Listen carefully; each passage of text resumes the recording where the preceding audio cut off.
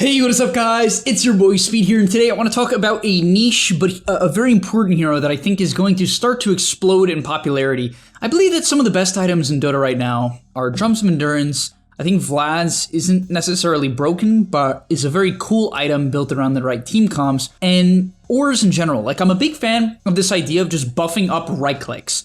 And the main hero that I think is almost best at this right now is actually Visage. I want to quickly show you the post-game item screen for him here, as we'll start at the beginning. But basically the build you go on Visage is this very odd, like, right-click / mana into drums into Vlad's base build. You're very tanky, you do a lot of damage because both of these items amp up your familiars and give you plenty of mana for your soul assumption, and then from there you're very fast, so you're hard to catch as well. And on top of that, his following item is an Assault Cuirass. So you can see this Naga is going to be pumping out damage, right? This Naga on this timing, which is only 24 minutes into the game, and you might be like, what? How does he have all these items 24 minutes in? Well, drums and Vlad's are very cheap. In fact, Vlad's was just buffed by 150 gold, which is quite significant. So all in all, this hero, I really do believe is underrated right now, and it's not hard. The only thing that's hard about this hero is like dropping familiars, which isn't too bad. And then after that, there's like the advanced combo of dropping familiars, resummoning, and then dropping again. But you never have to really do that to be good at this hero. So let's get into it. Also, I want to tell you guys that if you've been struggling with solo queue and you're looking to get to the next rank, I'm going to be able to help you. Like, literally with the GameLeap website, I'm going to give you guys guides that are going to make it unbelievably clear on what you need to do. So if you've been stuck in the solo queue grind, you don't know what to do, and you want to become absolutely broken, but like actually you want to become much better at Dota, and you want to take it more seriously, the GameLeap website is going to help you do that. So click the link down below. I'm going to help you get to the next rank, and I'll see you there. Alright, so the reason why I like this replay in particular is 33 has a very meh laning stage. I think he only has like 2 last hits at minute 2, and the main reason for that is Visage, you're weird at level 1. The reason why I use the word weird is technically you're one of the best, potentially best, level 1 heroes in Dota. Like, your hero has soul assumption. If you don't know how soul assumption works, at level 1, it has the opportunity to do 225 damage on a 4-second cooldown. If you don't know how this ability works, anytime anyone takes damage in an area around you, you gather a stack. So anytime 100 damage from any hero in a nearby area is taken around you, you will build up a stack. At level 1, you can build up to 3 stacks. It does cost a lot of mana, which is why you see him buy a Null Talisman as his first item, but if you manage to abuse this, like you manage to spam it, you're going to be vibing, and you're one of the most dominant level 1 heroes in the game. But you do have 1 armor and 285 movement speed, and you're a ranged hero, so your hero also kind of feeds. Skipping ahead here, let's quickly talk about the skill build. So 33 goes for a very heavy Q-based build this game. I will argue that there is points in Dota where you can take 2 points in soul assumption at level 3.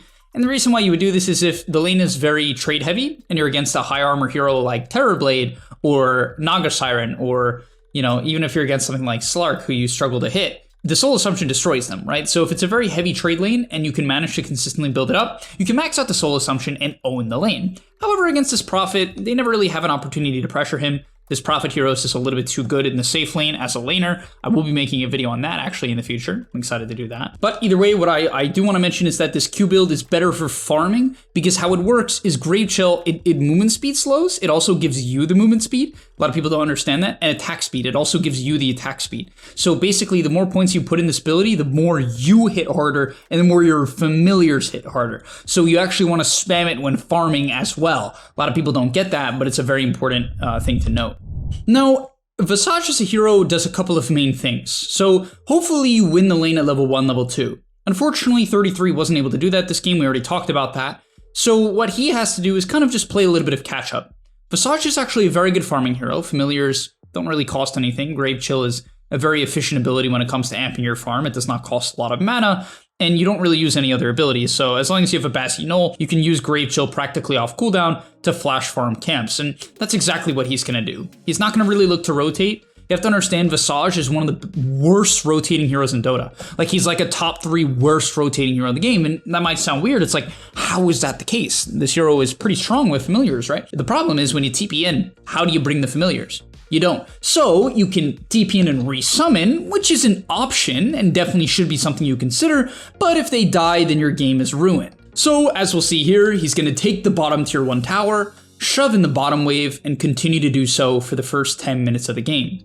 He's not rotated mid or top, and I recommend you do the same every single match. Even if your safe laner comes to your lane, if you can help them take the tower and then farm the nearby camps, I genuinely believe that it's almost always better than TPing to your safe lane in almost every game. Alright, so around this time of the game when you're like level 9ish, your hero is extremely good. And the reason why is Gravekeeper's Cloak, which is, I feel like no one understands any of Visage's abilities. This is like the most confusing hero in the game. It's really funny, but how this ability works is it gives you layers, okay? So it's like, it's like ogres or onions, right? And you have these layers, and every single layer gives you damage reduction. However, it has a minimum amount of damage, so it's not really like Refract. Like, Rot instantly breaks Refract, right? Rot does not instantly break Gravekeeper's Cloak. It just doesn't, because the damage threshold is not high enough. And so essentially how this ability works is the early points of your Gravekeeper's Cloak just annihilate the amount of damage you take. So I'm really going to try to explain this so you guys understand it. The more layers you have, the more it makes you take less damage. So you get 4 layers, right? At level 1, when you have all 4 layers up, any ability that's cast on you will do 32% less damage. When you have this ability maxed out and you have 4 layers, whatever ability is cast on you will do 80% less damage. However, once you lose that stack, then you will take 60% damage. Does that make sense? So for every less stack that you have, the more damage you take. So basically, when an enemy is going on Visage, it's actually very important. That's why no one gets this stuff. It's very important that you cast your low damage nukes first if you can. If you cast Finger of Death on a Visage with 4 stacks of Keeper's Cloak, he will take 0 damage practically. Don't make that mistake.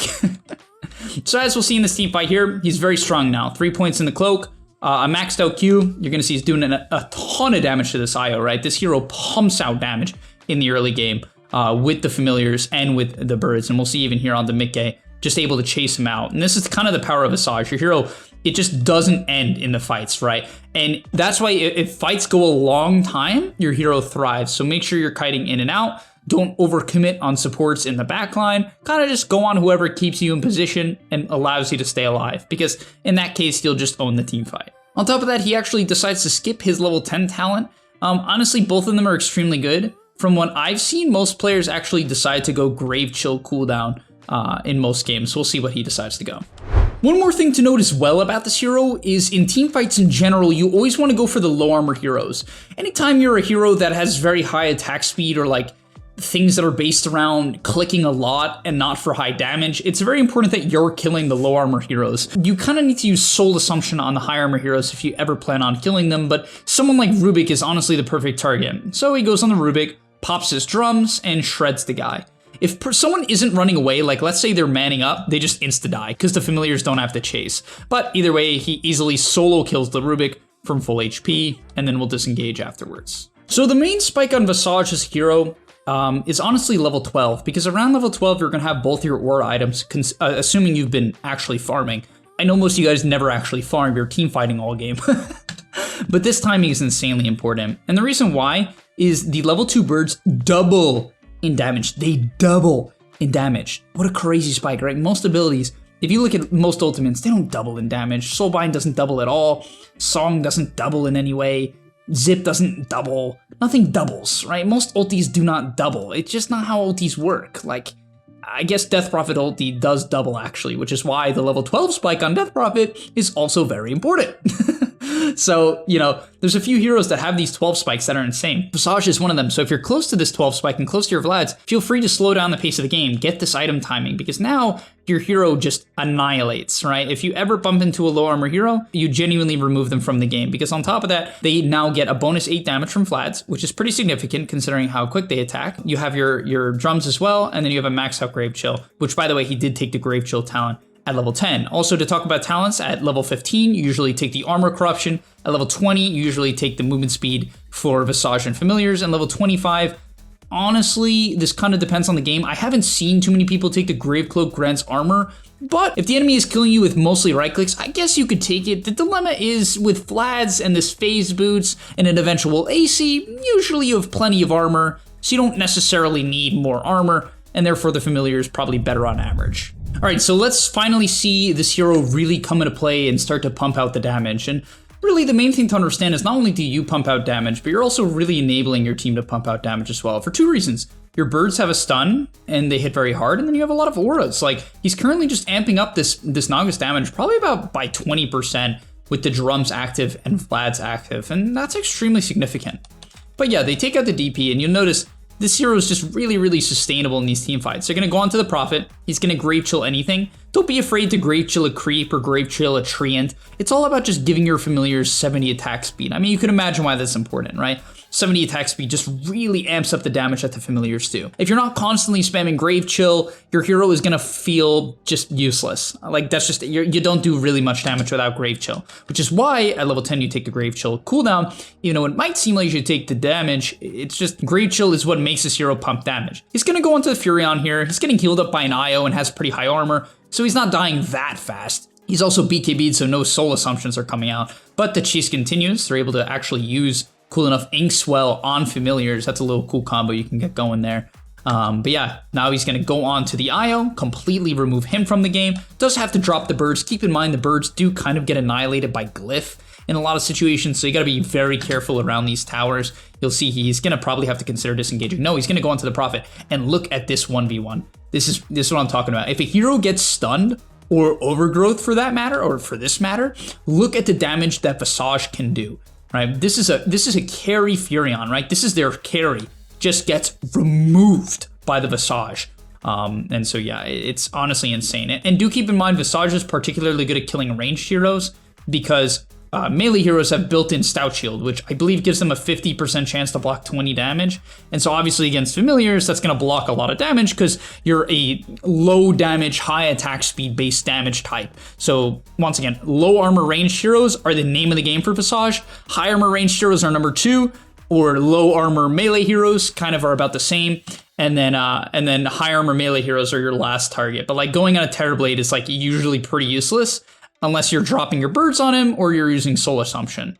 All right, and to end off the video, because I basically wanted to mainly focus on how you can play this hero, let's quickly talk about items and then look at one more team fight. So he goes for the BKB this game, and remember, the next few items that you're generally going to buy are an upgrade to the drums, shard, and axe. If you don't know what axe does, it gives you flying movement, so you can fly over cliffs, it turns you invis, and when you hit out of it, so once you end it, it gives you a bonus 30% damage. So it's basically like the assassination build. So if you're playing a more pick-off style, then go Axe. If you're team fighting all the time, then you should go like AC and BKB and Boots of Bearing, because that's going to make you much, much better in team fights. But all right, let's look at this clip here. So the fight's going to start out, and look at this IO, right? Just completely removed from the game. And that really is the power of Visage. After that, he's going to have to kite out. Make sure your birds don't feed. The birds do get Gravekeeper's Cloak, so one thing to note as well is if they're far away from you, they instantly die. If they're close to you, they get affected by Gravekeeper's Cloak,